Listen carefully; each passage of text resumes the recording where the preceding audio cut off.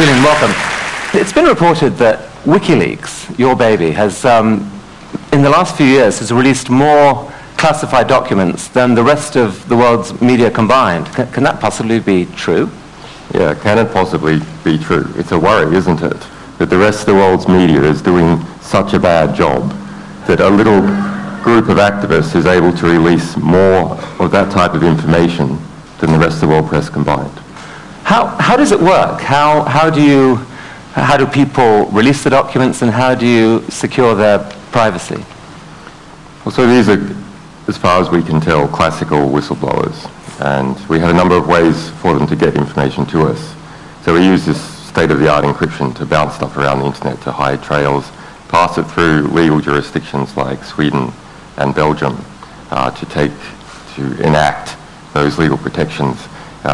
We get information in the mail, the regular postal mail, encrypted or not, vet it like a regular news organization, format it, which is sometimes something that's quite hard to do when you're talking about giant databases of information, release it to the public, and then defend ourselves against the inevitable legal and political attacks.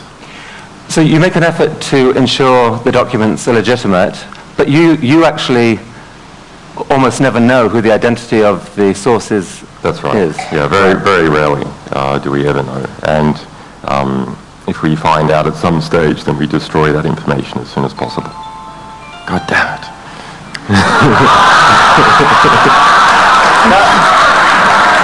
I think that's the CIA asking what the code is for a TED membership.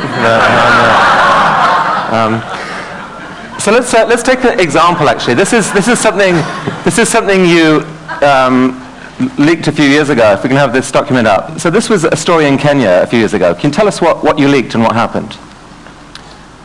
So this is the Kroll report. This was a secret intelligence report commissioned by the Kenyan government after its election in 2004. Prior to 2004, Kenya was ruled by Daniel Arap Moi for about 18 years. He was a soft dictator of Kenya. And when Kibaki got into power through a coalition of forces who were trying to clean up corruption in Kenya, they commissioned this report, spent about £2 million on this and associated report. And then the government sat on it and used it for political leverage over Moi, who was the richest man, still is the richest man in Kenya. It's the holy grail of Kenyan journalism. So I went there in 2007 and we managed to get hold of this just prior to the election, the national election, December 28. When we released that report, we did so 3 days after the new president, Kibaki, had decided to pal up with the man that he was going to clean out, Daniel Arap Moi. So this report then became a dead albatross around President Kibaki's neck. And I mean, to cut a long story short, word of the report leaked into Kenya, not from the official media, but indirectly. And in your opinion, it actually shifted the election. Yeah, so this became front page of The Guardian and was then printed in all the surrounding countries of Kenya, in Tanzania and South African press. And so it came in from the outside, and that, after a couple of days, made the Kenyan press feel safe to talk about it. And it ran for 20 nights straight on Kenyan TV, shifted the vote by 10%, according to a Kenyan intelligence report, which changed the result of the election. Wow. So your leak really substantially changed the world. Yep.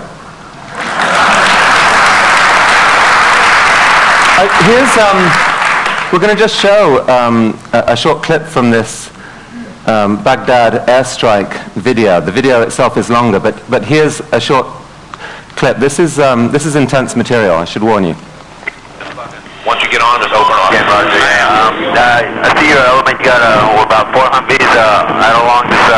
You're clear. All right, firing. Line here. When the state line. Let me know when you have it. Or shoot. Light them all up. 202 traffic, 260s. Come on, fire. Hey, Roger.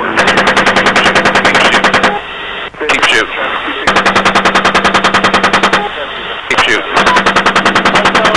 Bushmaster 2-6. Bushmaster 2-6. We need to move time now. All right, we just engaged all 8 individuals. we got 2 birds. We're still firing. Roger. Got him. 6 is a 2-6. We'll move, but we got 13. Oh, sorry. Well, do you want to bypass? God damn it, Kyle. Sorry. I hit him. So, what was the impact of that?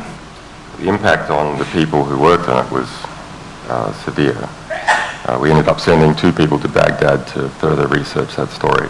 So this is just the first of 3 attacks that occur in that scene. I mean, 11 people died in that attack, right, including 2 Reuters employees? Yeah, 2 Reuters employees, 2 young children were wounded. There were between 18 and 26 people killed altogether. And releasing this caused widespread outrage. What was the key element of this that actually caused the outrage, do you think? I don't know. I guess people can see the gross disparity in force. You have a guy who's walking in a relaxed way down the street, and then a Apache helicopter sitting up at 1 kilometre firing 30mm cannon shells on everyone, looking for any excuse to do so, and killing people, rescuing the wounded. And there was 2 journalists involved who clearly weren't insurgents because that's their full-time job.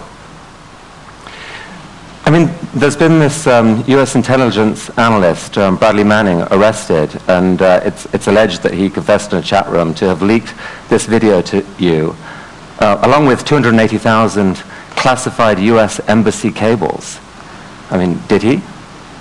Well, we have denied receiving those cables. He has been charged about 5 days ago with obtaining 150,000 cables and releasing 50. We have released early in the year a cable from the Reykjavik US Embassy, but this is not necessarily connected. I mean, I was a known visitor of that embassy. I mean, if you did receive thousands of US Embassy diplomatic cables... We would have released them. Yeah. You would? Yeah. Because? Well, because these sort of things reveal what the true state of say, Arab governments are like, the true human rights abuses in those governments. If you look at declassified cables, that's the sort of material that's there.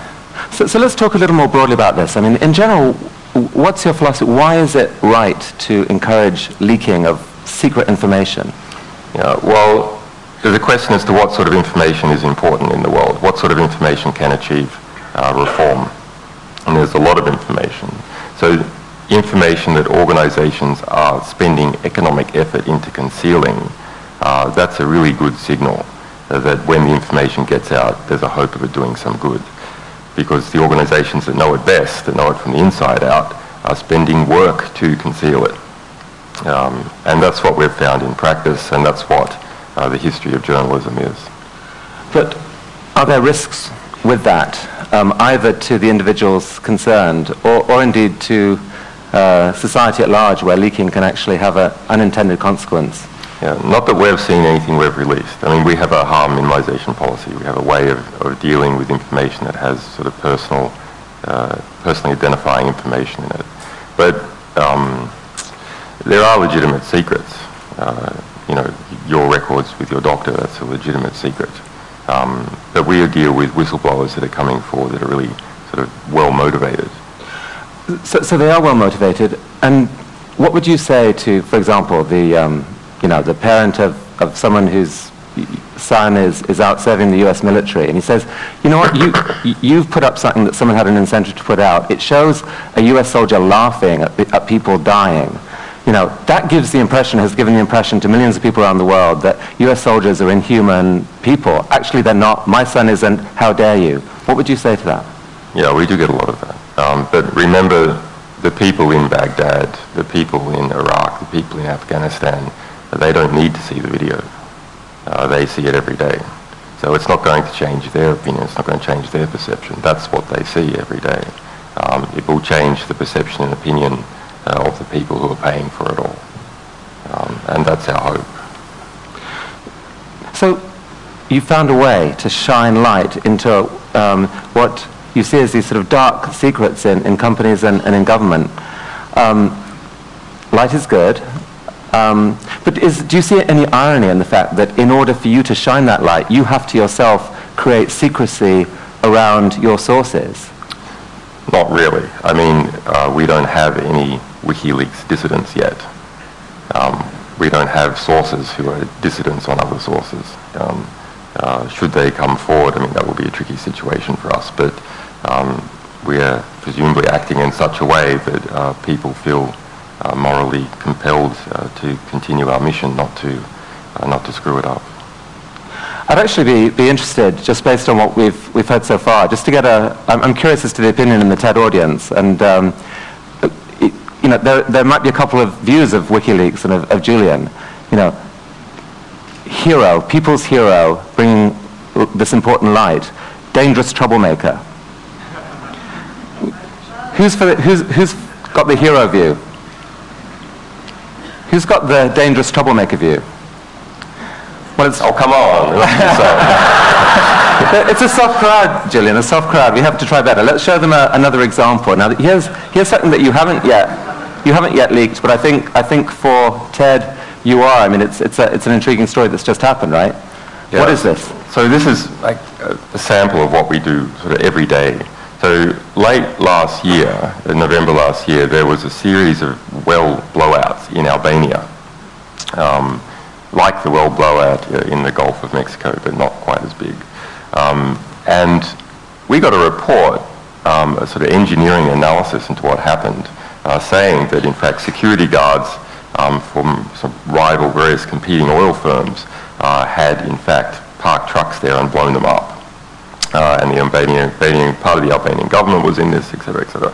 And the engineering report had nothing on the top of it. So it was an extremely difficult document for us. We couldn't verify it because we didn't know who wrote it and knew what it was about. So we were kind of skeptical that maybe it was a competing oil firm just sort of playing the issue up.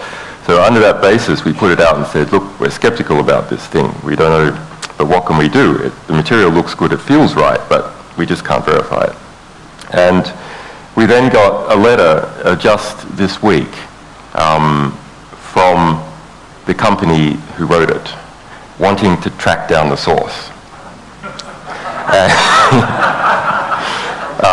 Saying, hey, we want to track down the source, and we were like, oh, tell us more. What document is it precisely you're talking about? Can you show that you had legal authority over that document? Is it really yours? So they sent us this screenshot with the author in the like Microsoft Word ID. Yeah.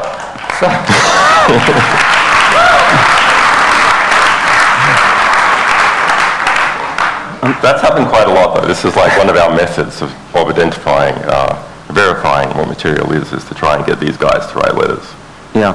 Have you had information from inside BP? Yeah, we have a lot, but I mean, at the moment we are undergoing a sort of serious fundraising and engineering effort. So our publication rate is, over the past few months, has been sort of minimized while we're re-engineering our back systems for the phenomenal public interest that we have. That's a problem. I mean, like any sort of growing startup organization, we are sort of overwhelmed by our growth, and that means we're getting enormous quantity of whistleblower disclosures of a very high caliber, but don't have enough people to actually process and vet this information. So that's the key bottleneck, basically journalistic volunteers and or the funding of journalistic salaries. Yep. Right. And trusted people. I mean, we're an organization that is hard to grow very quickly because of the sort of material we deal with. So we have to restructure in order to have people who would deal with the highest national security stuff and then lower security cases. So help us understand a bit more about you personally and how you came to do this. And I think I read that as a kid, you went to 37 different schools. Can that be right? You know, my parents were in the movie business and then on the run from a cult. So the combination between the two. I mean, a psychologist might say that's a recipe for breeding paranoia. What, the movie business?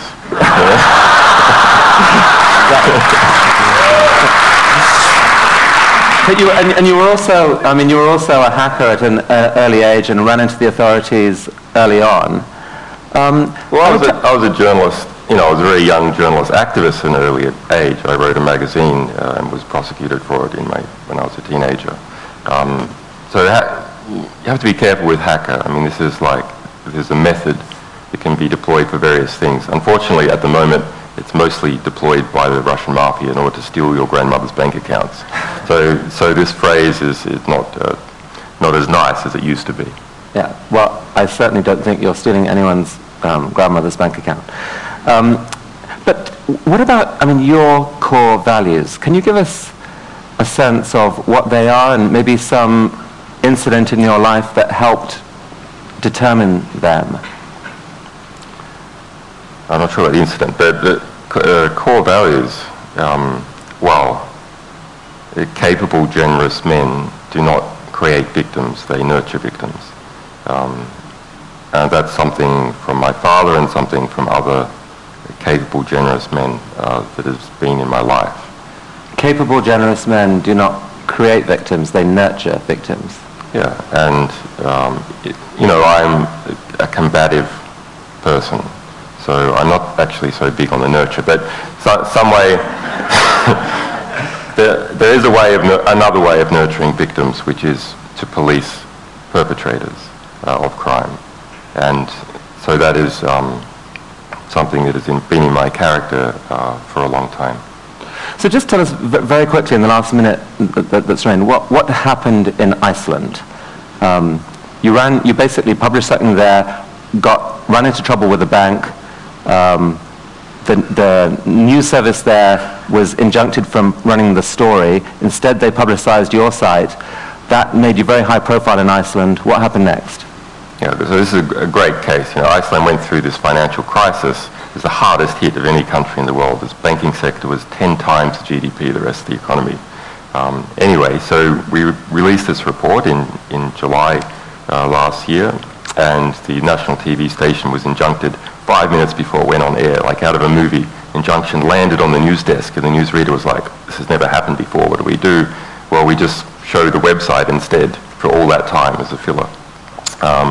And we became very famous in Iceland, went to Iceland and spoke about this issue. And there was a feeling in the community that should never happen again.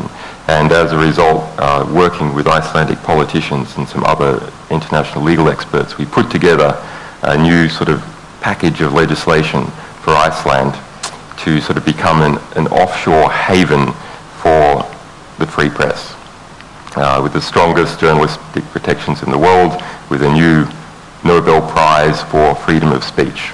Iceland's a Nordic country, so like Norway, it's able to tap into the system. And just a month ago, this was passed by the Icelandic Parliament unanimously. Wow.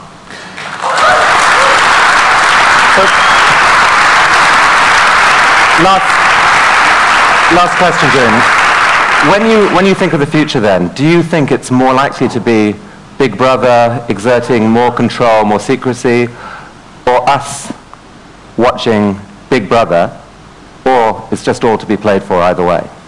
I'm not sure which way it's going to go. I mean, there's enormous pressures to harmonize freedom of speech legislation and transparency legislation around the world, within the EU, between China, United States. Which way is it going to go? It's hard to see. That's why it's a very interesting time to be in, because with just a little bit of effort, we can shift it one way or the other. Well, it looks like I'm reflecting the audience's opinion to say, Julian, be careful and all power to you. Thank you. Thank you.